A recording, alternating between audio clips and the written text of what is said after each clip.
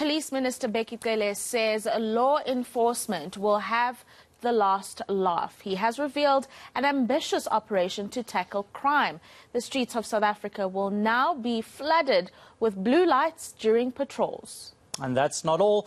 Community patrollers will also be out in full force during the day to aid police officers. Reporter Mawande Kheswa fills us in. Quite an ambitious undertaking that you've announced here today. Can you please tell us how it came to be and how exactly it's going to manifest in our communities? Well, it is one of the main principles of policing is the visibility. It doesn't matter who you are. When you see the blue light, you recheck yourselves. Even myself, when I drive and you see the blue light, you feel that you need to really put yourself in order. Can you imagine what it does to the criminal? But it also puts confidence to the people around the area, on the highway, around the communities. We are trying to make the situation where policing is not at the police stations per se. It's on the streets, it's on the roads, it's among and with the people. Indeed, though we don't have many and big numbers of police officers, but those that are there should be visible. We're calling on them to say they must be on the streets, work with the communities, and be sure that almost every time and everywhere you do see a blue light, and you know that South African Police Service and officers are not far from where you are. In terms of personnel, could you please just enlighten us on that? I understand that you were not able to recruit the numbers for the past 2 years that you had been wanting to. How have you roped in private securities and the community policing forums to aid you on that part? It's true that COVID-19 really had a big impact, negative impact with the police.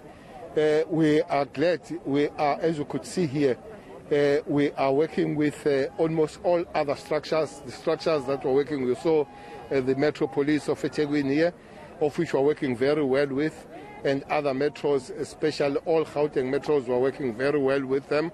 And then the private company, the Road Traffic Inspectorate that is here. Yes, we haven't. What we did, we have pulled together about 3,000 new reservists that we are training to come and make sure that they add numbers at the police station and on the project that we put here. But also you saw here a lot of people that are on blue jackets. So it's both the community in blue and the country in blue, trying to create that visibility.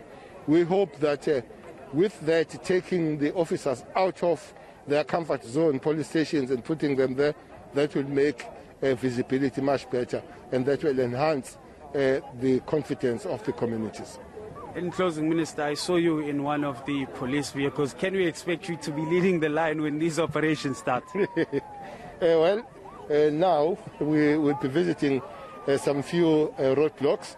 I'm not going to tell you where, but there are quite several of them.